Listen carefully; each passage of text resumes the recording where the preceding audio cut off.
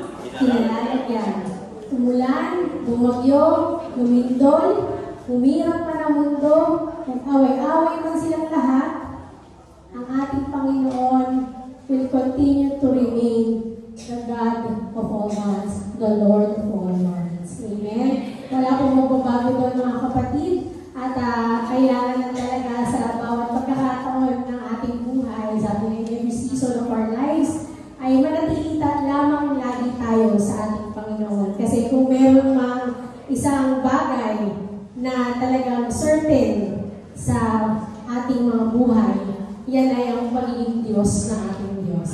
Amen?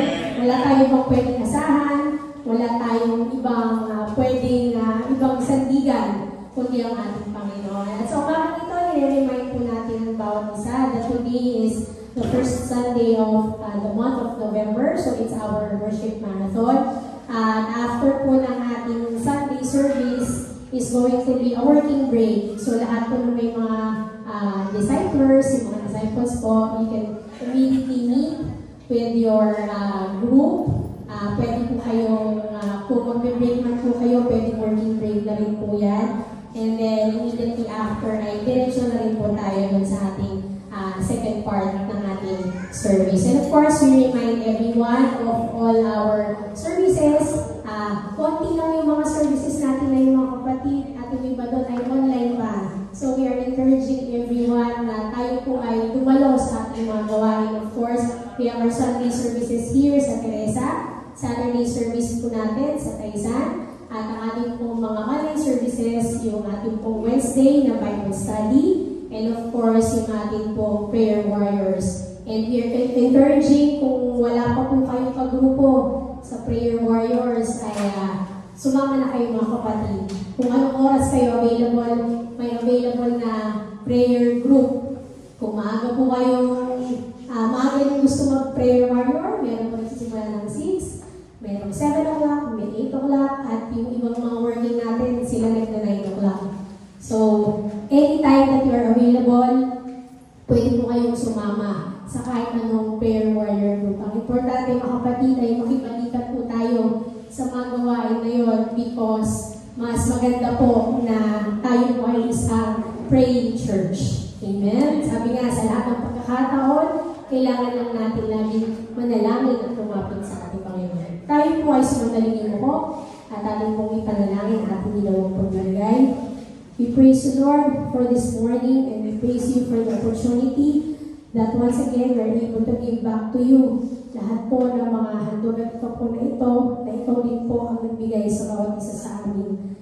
Salamat po sa pagpapala ninyo sa bawat isa sa amin, at salamat din Panginoon sa mga pagkakataon na kung kami po ay nagkukulang ay ikaw rin ang nagpupuno ng aming pangangailangan. Bless all this, Lord, nataas po namin sa inyo to, at wala po kami ibang hinihiling kundi lang ito po ay magamit sa pagpapalago po ng iyong gawain. Basbasan mo po ang kamay ng bawat isa ng gandog na ito nasa iyo, at patuloy mo rin basbasan ang lahat ng gawa ng aming kamay upang ito ay makapagbigay papuri sa iyo, Panginoon. Salamat, Lord. In Jesus' name, we give thanks and praise. Amen. Amen. At muli, nire-remind po natin ang bawat isa. Pag-isahin po ang cellphone. Ayan, may narinig na ako ng message. Ayan. Mamaya na tayo magpa-message mga kapatid kasi mas importante ang message ng ating Panginoon sa umaga ito na nanalig sa atin ni Elder Gary. Buksan po natin ang ating mga Biblia sa Propeta Isaiah. Chapter 6 at babasahin po natin sa talatang 5 hanggang 13. Isaiah 6 verses 5 to 13. Nang magkagayon sinabi ko sa aba ko, sapagkat ako'y napakama, sapagkat ako'y lalaking may maruming mga labi, at ako'y tumatahan sa gitna ng bayan na may maruming mga labi.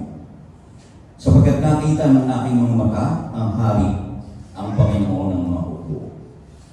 Nang magkagayon nilipat ako ng isa sa mga seraphim na may baga sa kanyang kamay, na kanyang kinuha ng mga pang-ipit mula sa tambalan.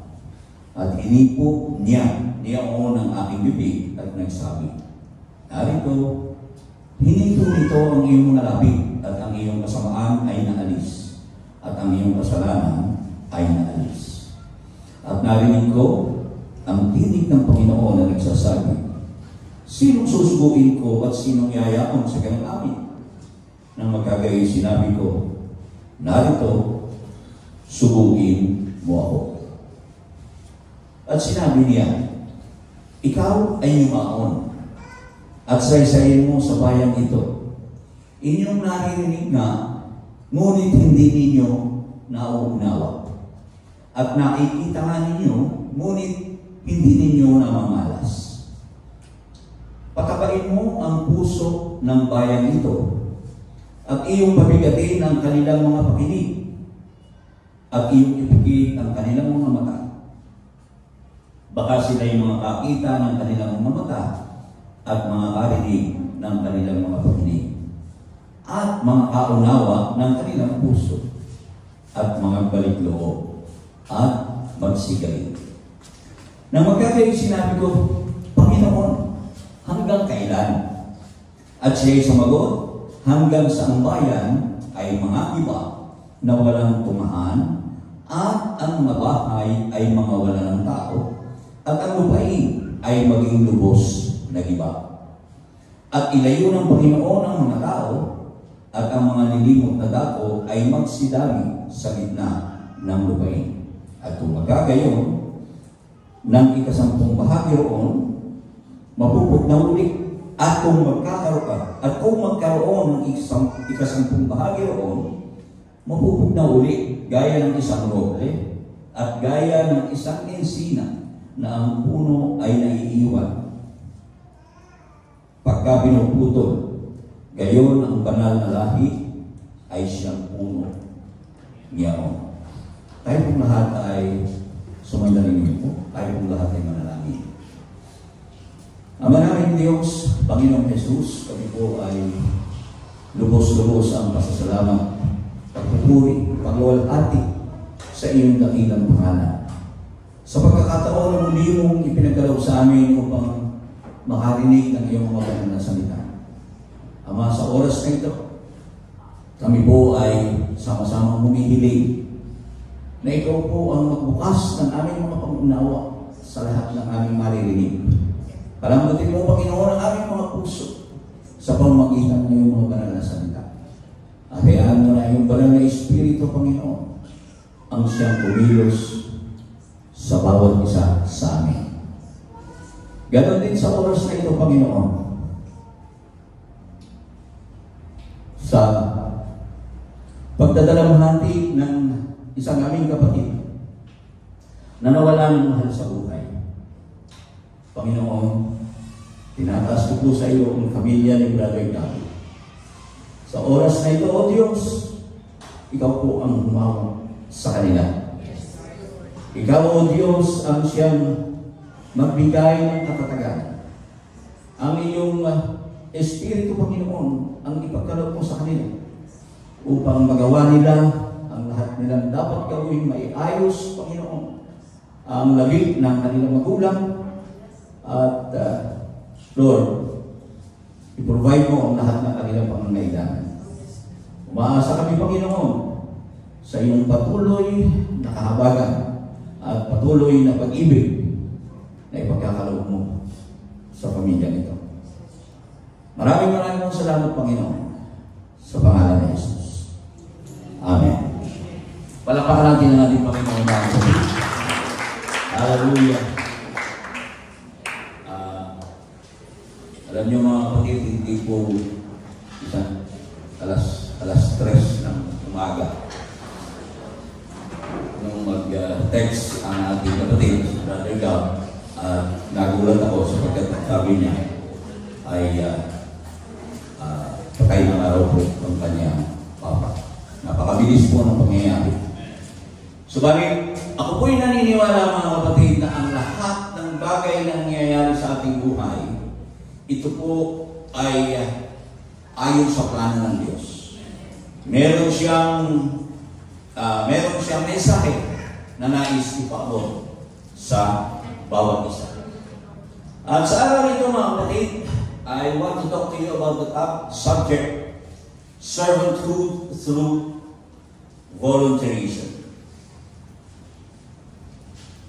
God is looking for volunteers.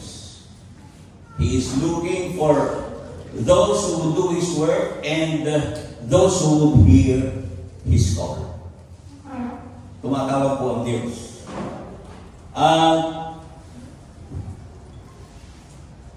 Alam natin mga kapatid, dito po sa ating binasa, si Isaiah, nang marinig niya yung tawag ng ating Panginoon, ang sabi doon sa ating binasa, nagtanong ang Panginoon, sino ang aking susubuin? Ang sabi ni Isaiah, darito ako, Panginoon, subuin mo ako. Now, ano kaya ang naging dahilan? Bakit napakabilis ng sagot ni Isaiah pagkatapos na marinig niya ang tinig ng Panginoon? Na mga kapatid, kung uunawain po natin yung ating binasa, ito po ay isang vision.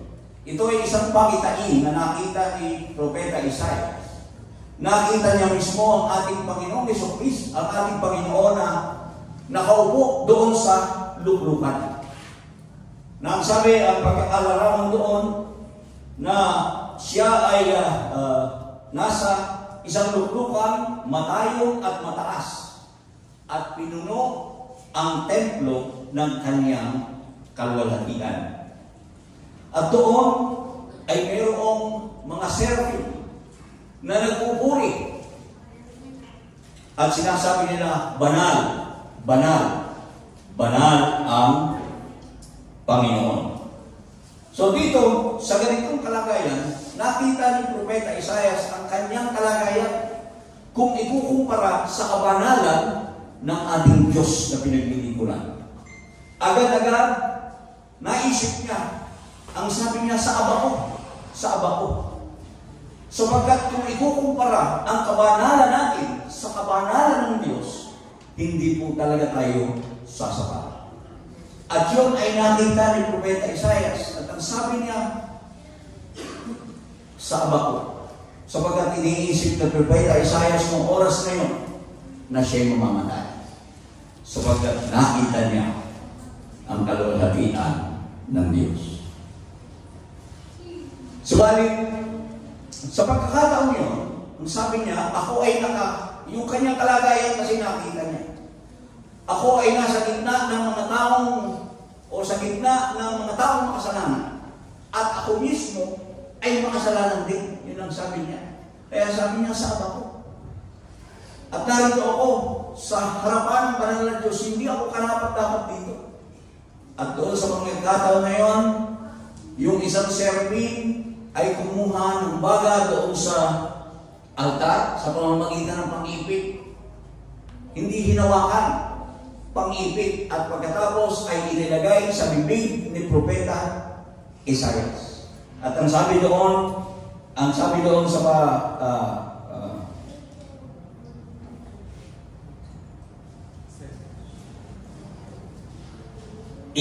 hinipo niyaon ang aking bibig at nagsabi, narito, hinipo nito ang iyong mga labi at ang iyong kasamaan ay naalis at ang iyong kasalanan ay naalis.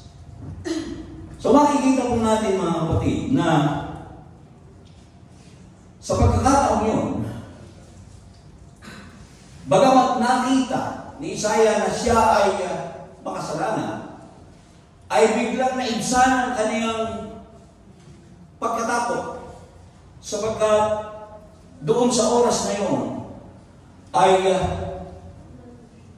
nagbinigyan siya ng assurance na siya ay pinatawad o inalis ng Diyos ang kanyang mga kasalanan. And with no hesitation, when the Lord asked, nung ang Diyos ay magtanong, sinong susubuin ko? Agad-agad ang sabi ni Propeta Isaiah, narito ako, subuin mo ako. Now, ang hinahanap po ng Diyos, mga kapatid, ay ang mga taong kumikilala sa kanilang mga kasalanan.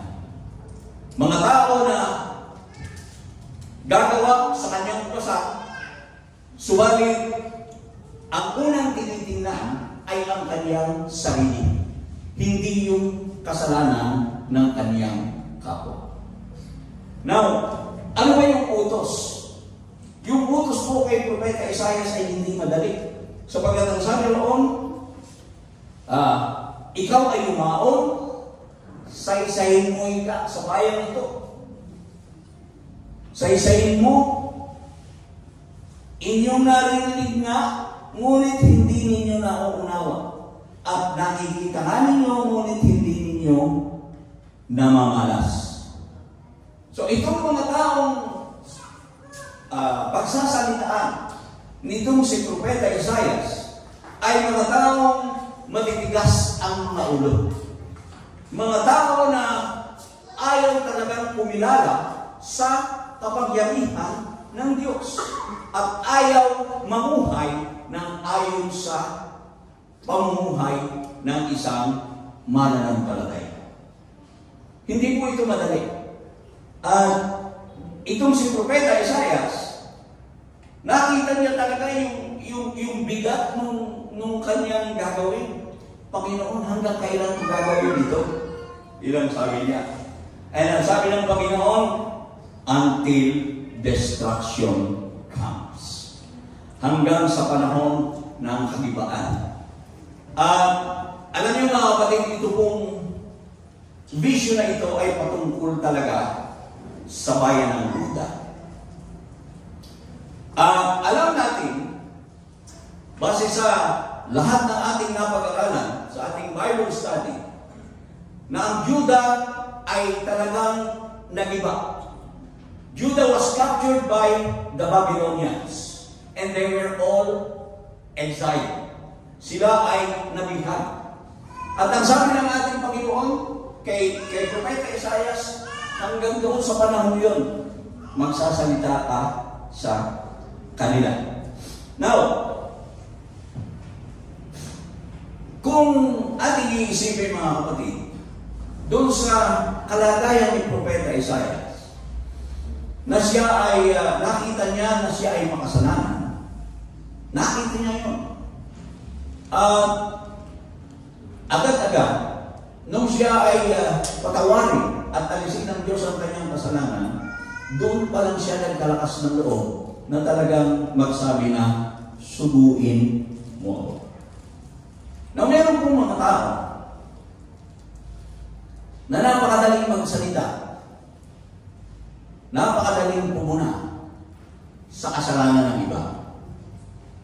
Naniniwala ba kayo? Lately, alam natin ang nangyari doon sa anak ni Kim Atienza. At meron pong isang evangelistic, tawag doon, evangelistic bashing na nangyari. Kasi meron isang babae na nagsabi roon na sinisisi si Kim at sinisisi yung mga magulang na sila daw ang may kasalanan kaya yung bata ay nagpakamatay.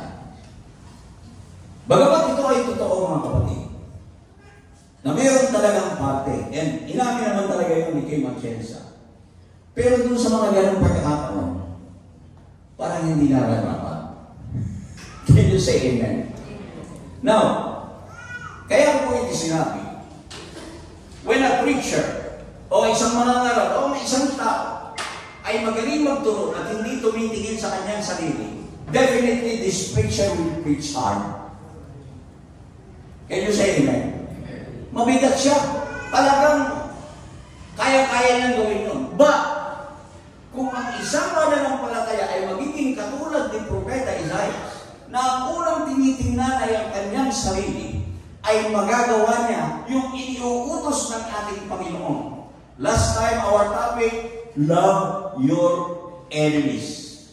Can you say amen? So doon sa mga ganong pagkakataon, we will not preach out of anger, we will not preach out of hatred, but with a tender heart, with love, doon sa mga taong pinagsasalitaan natin. Kahit na gaano pakatigas sa ulo niya, ang sabi doon, nakakarinig, pero hindi nauunawaan. Nakikita, pero hindi namamalas.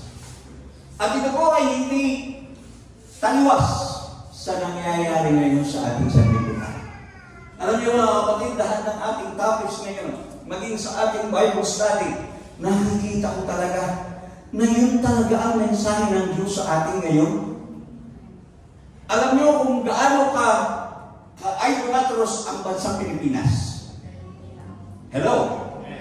Bagamat sinasabi ng mga tao that the Philippines is a Christian country, but we are also the most idolatrous people.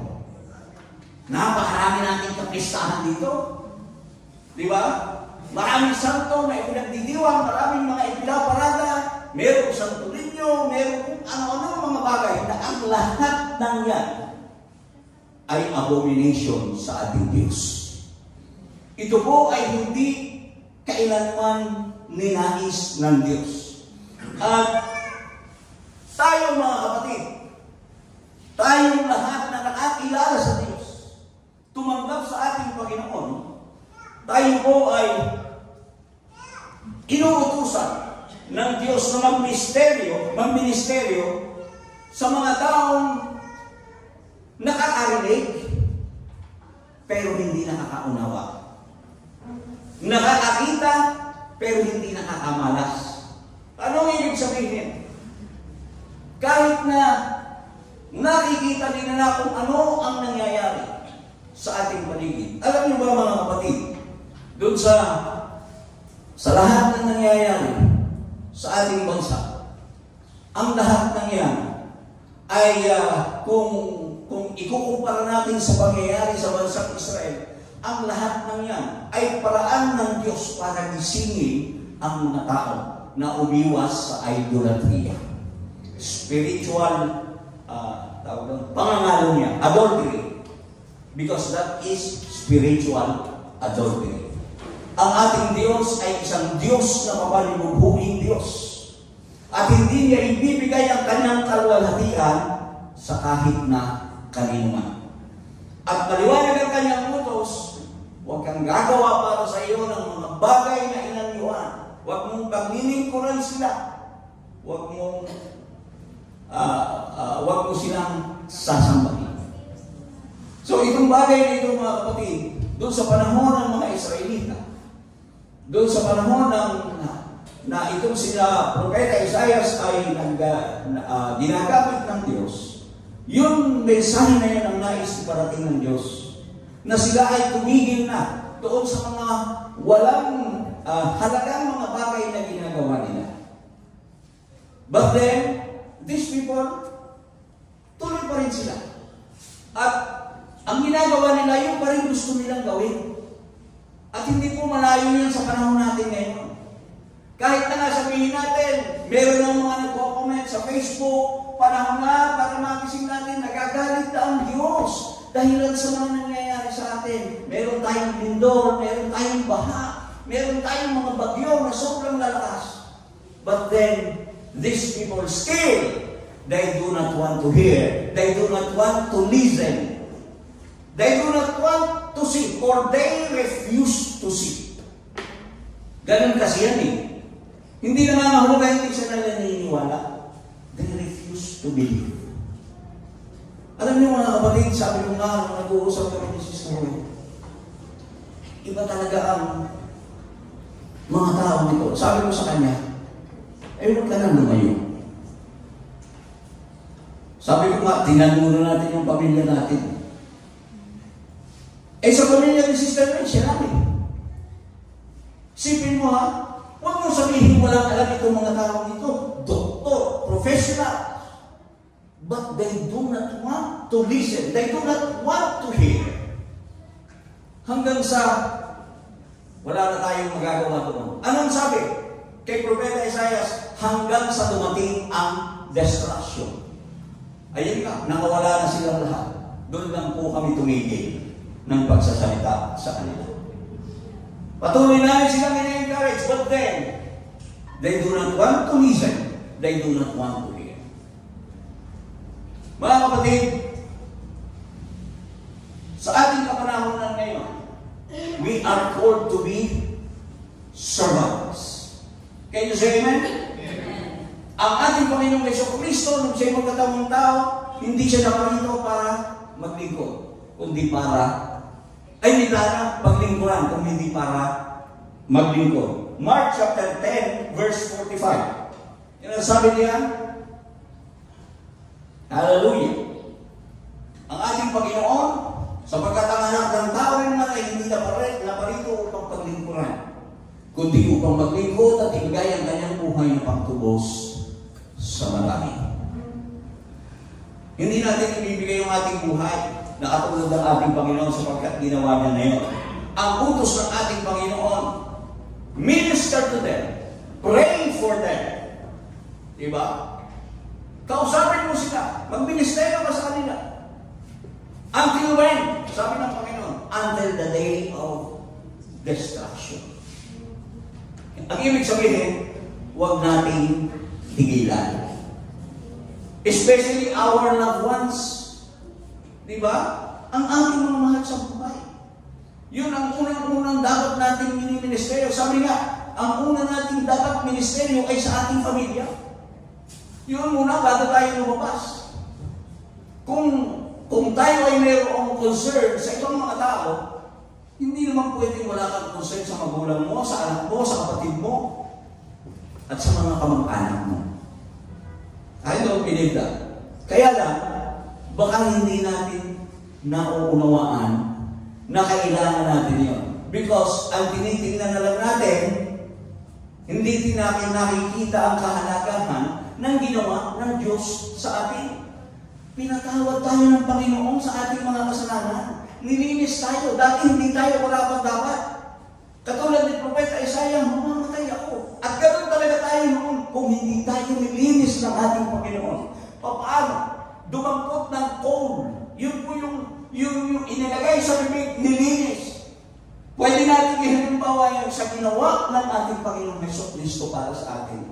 Siya ay namatay para sa atin. At kung mauunawaan po natin ang bagay na ito, sasabihin talaga natin sa Panginoon, Lord, here I am. Send me. Hello? Para pagrantin ng ating Panginoon. Now, I want to draw your attention in the book of John, chapter 2, verses 1 to 10. The first miracle that Jesus did. Now, hindi po ako magsesentro sa milagro na ginawa ng ating Panginoong Jesucristo.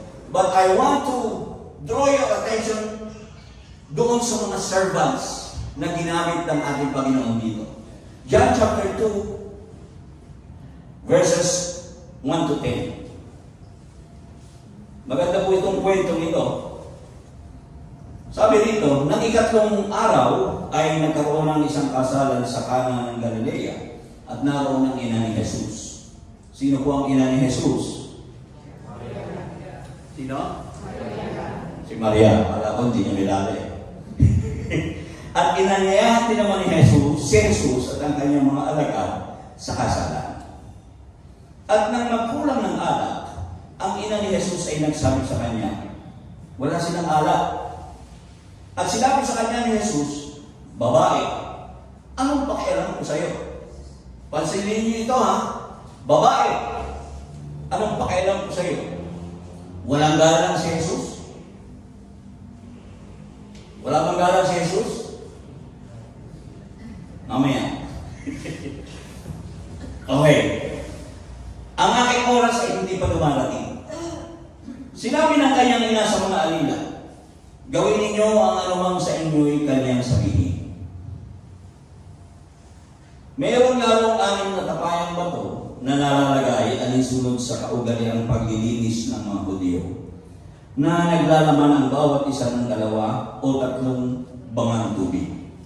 Sinabi sa kanila ni Jesus, punuin ninyo ang tubig ng mga tapayan, at kanilang pinuno hanggang sa labi.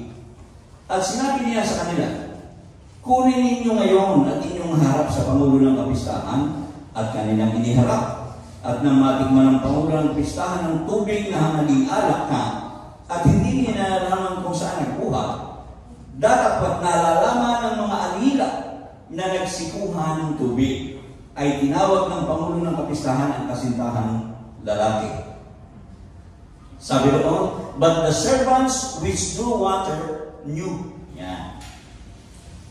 At sinabi sa kanya, ang bawat tao ay unang inilalagay ang mabuting alak. At kung mga kainom ng mabuti ang mga tao, ay saka inilalagay ang pinakamasama. Itinara mo ang mabuting alak hanggang ngayon. Ayon sa kaugalian ng mga Hudyo noon, noong mga panahon na yun, talagang pagka mayroong mga kasalan, hindi pwedeng walang alak. Yun ay kasama sa kanilang tradisyon. Now, at doon sa kanilang kaugalian, ang unang inihahain, yung pinakamasarap na alak. Para,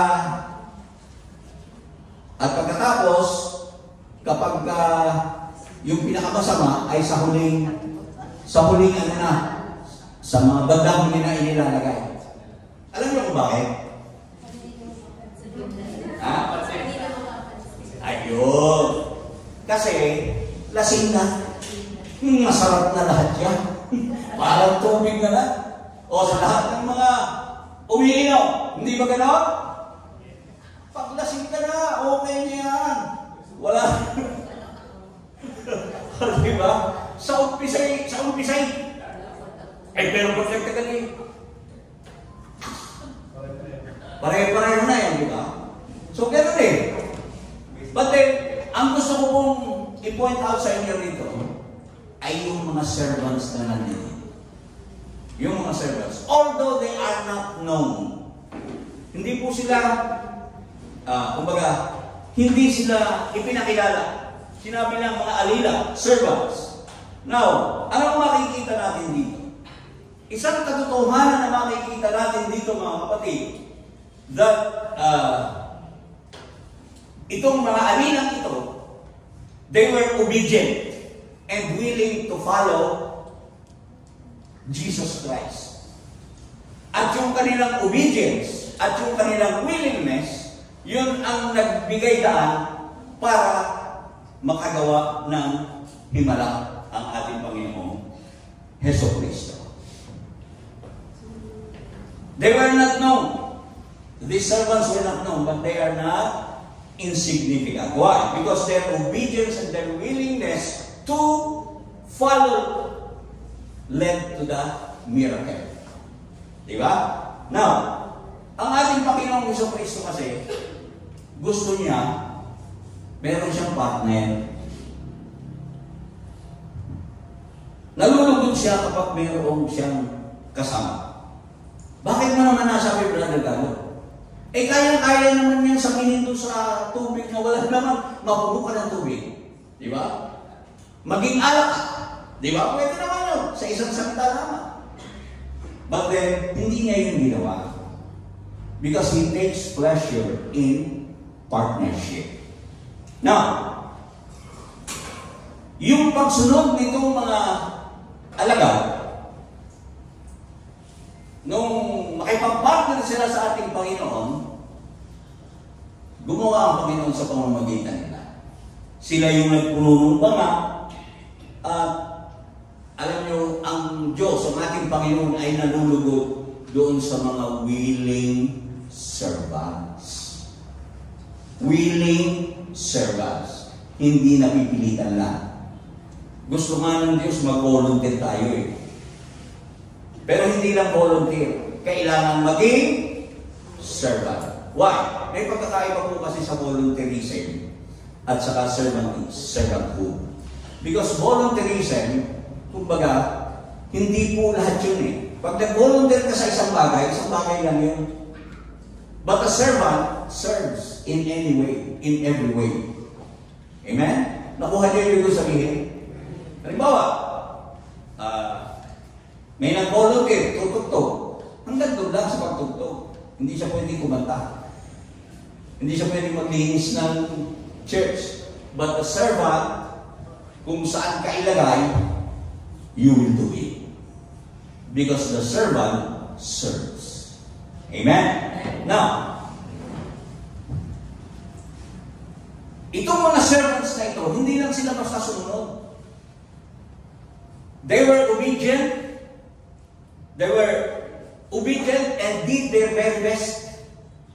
Kumbaga, buong puso nila yung ginawa. Paano mo nasabi?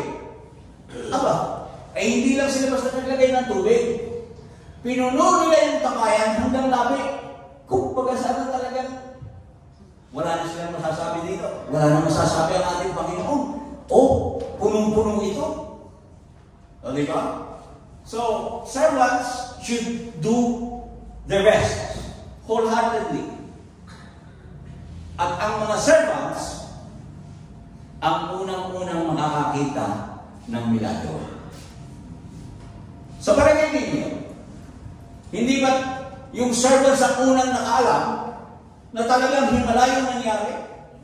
Sapagkat sila mismo ang naglagay ng tubig, paano naging alam yun? Milagro, sabi ng mga alagad. So servants, if we are obedient and faithful servants, tayo yung magiging partner ng ating Panginoon, and we will be the first to see God's miracles. Palakpakan natin ang ating Panginoon. Miracles. First-hand miracles. Because you obey, you are willing to serve the Lord. Amen. Now, sabi ko nga, serving is not just volunteering.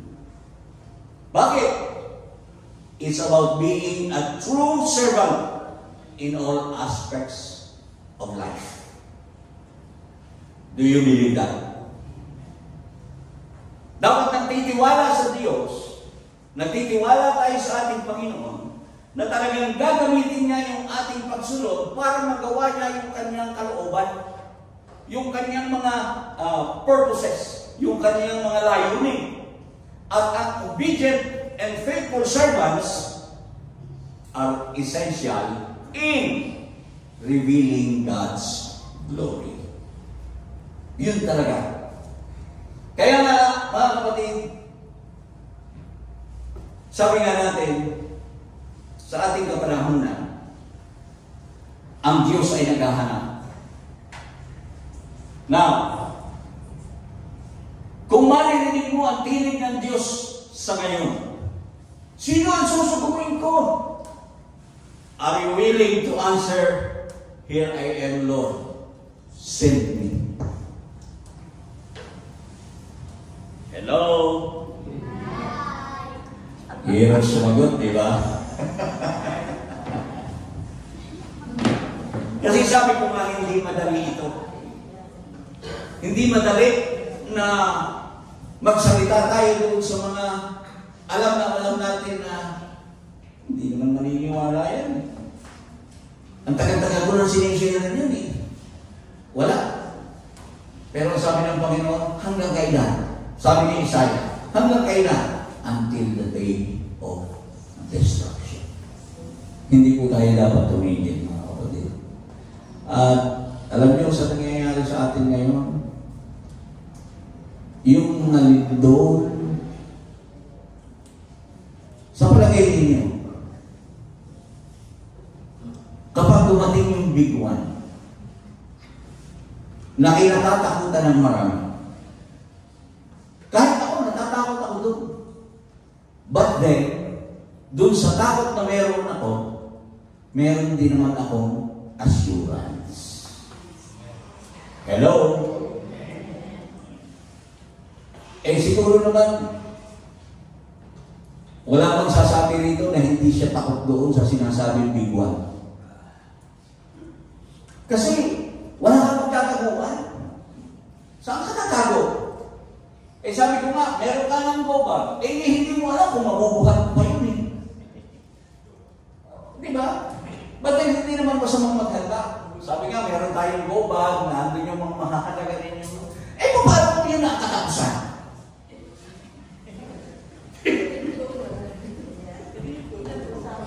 Adi, pati yung goba, goodbye. Goodbye back na yun. At tayo rin. Ngayon, anong kailangan natin, mga kapatid? Ang kailangan inihahanda natin ay ang ating mga sarili, ang ating mga kaluluwa. Hello? Anytime na dumating ang Panginoon, anytime na may mangyari ganyan, ang ating buhay hindi natin hawak. Na, kung kukunin ka ng Panginoon ngayon, Makakasagot ka ba? Panginoon, langit ako. I will ask you that right now. Kung ngayon ka kukunin, nakakasiguro ka ba sa sarili mo na sa langit ang punta mo? Kung hindi, abay may depresya. Diba? Dapat pag tinanong tayo, yes, I am sure of that because I am an obedient and faithful servant. Kaya hindi tayo makasagot kasi hindi tayo obedient and faithful servants. Sa totoo lang, meron tayong flaws. All of us have flaws. And it is through the mercies of God lamang talaga tayo doon sa kahabagan ng Diyos, sa biyaya ng Diyos tayo. But then, we should strive to be a faithful and obedient servant. And we should volunteer also and become a faithful servant. Hello? Bakit pagka-preaching ay tungkol dito sa bagay na ito? Nakatahimik talaga tayo lahat. O diba? Pag medyo ang preaching about these things, dito sa pagsunod, sa lahat talaga parang nalulungkot. Ramdam na ramdam ko yan, mga kapatid. Kapag ang preaching, kapag ang mensahe ng Diyos ay tungkol sa mga ganitong bagay, lahat tayo parang nalulungkot. Baka kasi ang naiisip natin, woe unto me. Hello? Kasi kung ang naiisip mo, woe unto me, ay talagang nahihirapan ka. Diba? Kagaya ni Isaiah. Sa aba ko. Pero huwag kang mag-alala. Diba? May pangako ang Diyos. At kahit dumating yung mga bigwa na yan, dito, bagyo, ano ang pangako ng Diyos? Ang pagpapala o ang judgment ay sa mga masasama. At ang kabutihan ng Diyos ay sa lahat ng nagtitiwala sa Kanya. Panghawakan po natin yan, mga kapatid. Huwag tayong mag-alala. Ang panghawakan natin ay yung pangako ng Diyos sa atin. At kung sa pangako yun, kumapit tayo and try to obey. Lagi. Huwag natin pabayaan ang ganitong pagtitipon. We must always pray. We must always minister to those people. Anytime na mayroon tayong pagkakataon, speak to them with love.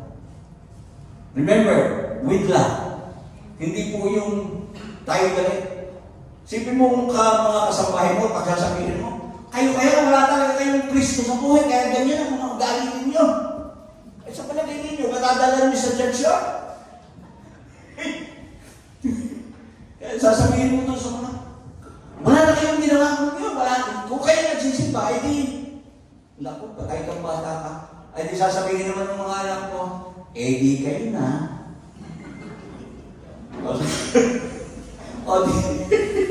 O diba? You can just imagine. Kung gano'n ang sasabihin mo. But then if you will obey the Lord, show them love, show them your care, ipakita mo sa kanila yung iyong pagbabago sa buhay mo. Baka pagbiyaya mo, sige nga. Bakit nga ba, ang laki na may pinagbago mo nung ikaw ay dumalo dyan sa praise the Lord, hallelujah yan. Ano nga ba meron dyan? Sige nga. Pero, kumisa kasi, kaya hindi natin sila maisama. Ay sila yung mga tao na hanggang sa ngayon ay nagpapatuloy pa rin doon sa mga maling paniniwala, doon sa mga tradisyon na hanggang sa ngayon ay niyayakap pa rin nila. You can just imagine. Now, I don't want to be judgmental on this. Katatapos lang ng ang tawag doon? All Saints Day. All Saints ba? Undas. Katatapos lang ng Undas. Alam nyo, sa totoo lang, pag nakikita ko talaga yung pila ng mga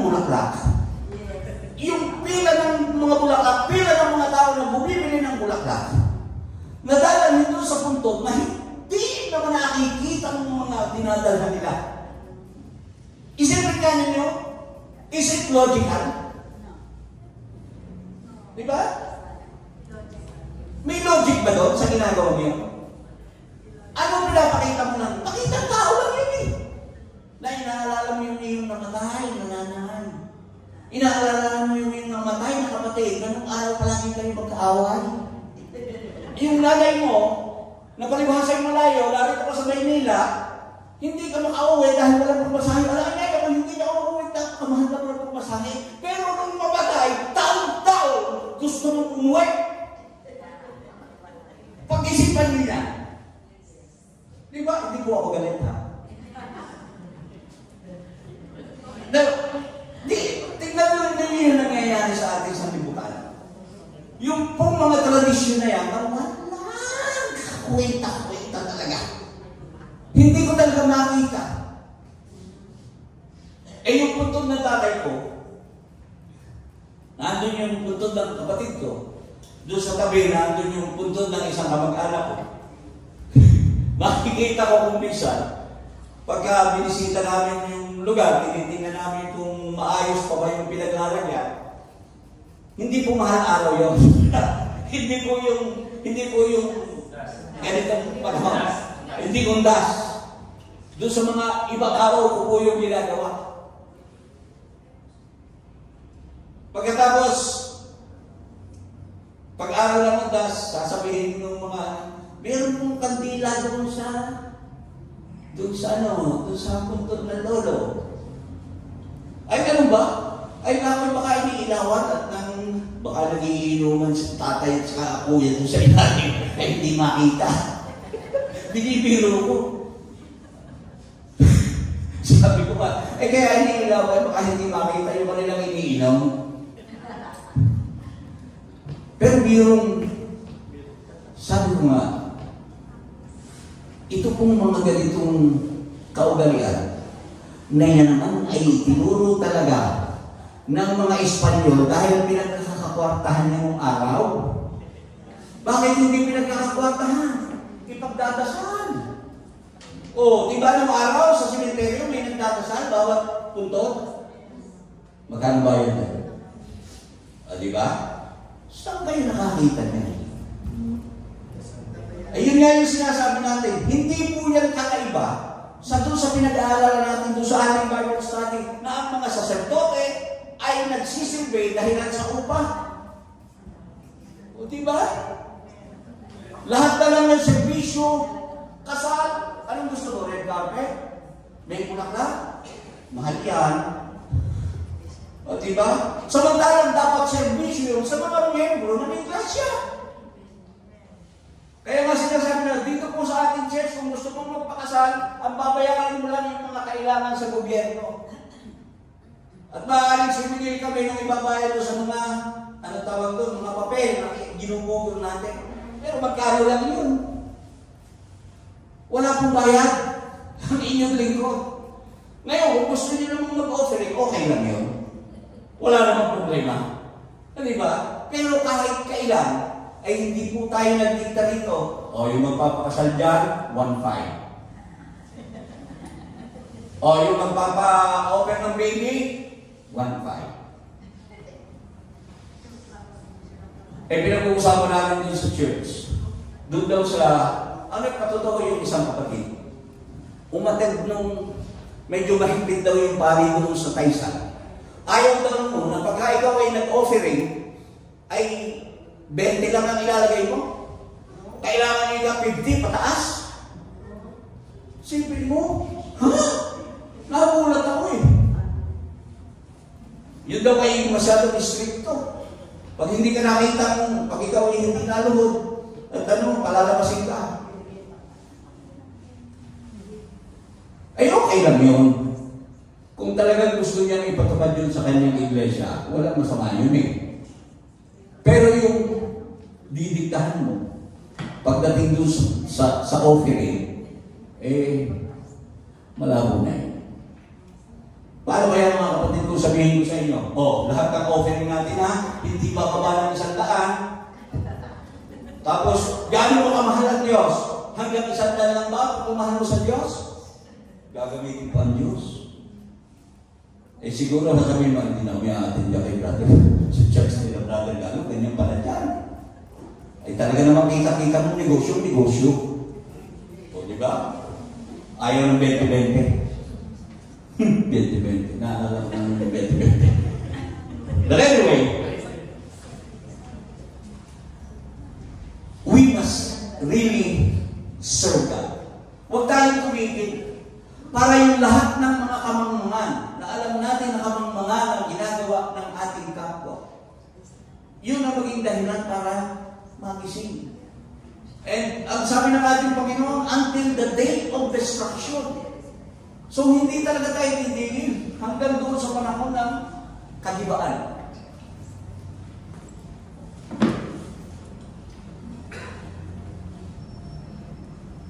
Uulitin ko yung tanong.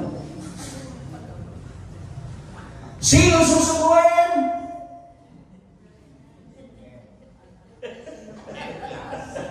Here I am. Send me. Sabi ni Isaiah, ay tayo, huwag ako. Hindi ako marunong. Hindi ko naman alam kasi paano ko i-share eh. Hindi mo makaya ipatutuon man lang na mabuti ang Diyos sa ginawa sa iyo. Yun lang eh. God is good. Mabuti ang Diyos. Alam mo, di ba? Alam naman ang lahat. Ating Panginoon namatay para sa atin. Para sa ating kaligtasan. Di ba? At kung sa mga ginagawa naman eh, we can tell them in a very nice way. Halimbawa, nakita natin na nag-iilaw sila, nagtitirik ng kandila. Kasi hindi makapunta sa sementeryo, nagtitirik na lang ng kandila doon sa harapan. Di ba? Meron gano'n. Tatanungin mo na, para saan ba yan? Eh, paano doon sa namatay? Para ano? Eh, siguro hindi nila ba ipapaliwanag yun? Pag hindi na ipaliwanag, eh, siguro kung hindi mo naman kaya ipaliwanag, huwag mo na lang gawin. Di ba? Kasi parang pagkatapos sundan mo, kasi ang namatay, wala na. Ang dapat natin paghandaan, itong ating buhay ngayon. Yun talaga. Wala nang panalangin. Kahit gaano karaming kandila, itirik natin dyan. Kung siya'y namatay na masama, sigurado pagdating ng judgment ay parutusahan siya. At kung siya'y namatay na karapat-dapat sa Panginoon, pagdating ng judgment day, saan namin siya pupunta? At yun. At wala namang nakakaalam nun. So, ang pwede natin gawin, tayo na nakakaalam, tayo na alam natin yung estado ng ating kalagayan sa harapan ng ating Panginoon, unang ayusin natin yung ating mga sarili. Tingnan natin yung ating mga faults, yung ating mga sins. And then after that, sabihin natin sa Panginoon, salamat po Panginoon, nilinis mo ako, pinatawad mo ako. Send me. Send me. Hello? Kaya po kagad naman. Purihin ang ating Panginoon. I will serve you because I love you. You have given life to me. I was lonely until you found me. You have given life.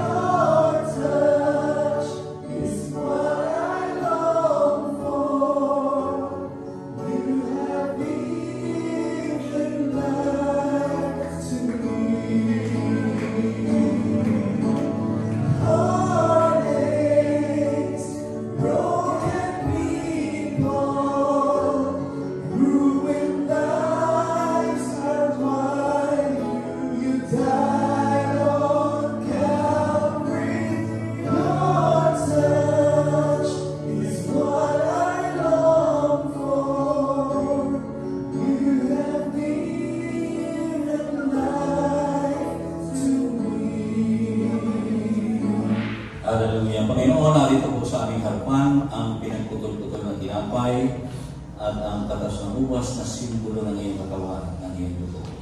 Ama, sa oras na ito, hinihiling po namin na pagpalain mo ang tinapay at ang katas ng ubas nito. Panginoon, gawin mo itong pagpapala sa bawat isang tatanggap nito. Huwag mong hayaan ito ay maging sundo. Sa pangalan ni Jesus. Pangalan ni Jesus. Amen. Sapagkat tinanggap ko sa Panginoon ang ibinibigay ko naman sa inyo, na ang Panginoong Jesus na gawin siya'y pagkanulog ay tumampot ng tinapay. At nang siya'y magpapasalamat ay kanyang pinagputol-putol at sinabi, ito'y aking katawan na pinagputol-putol dahil sa inyo. Gawin ninyo ito sa pag-aalaala sa akin. At gayon din naman, hinawakan ng saro pagkatapos na makahapon na sinasabi, ang sarong ito'y siyang bagong tipan sa aking dugo. Gawin niyo ito sa tuwing kayo magsisiinom sa pag-aalaala sa akin. Purihin na natin, Panginoon. Hallelujah.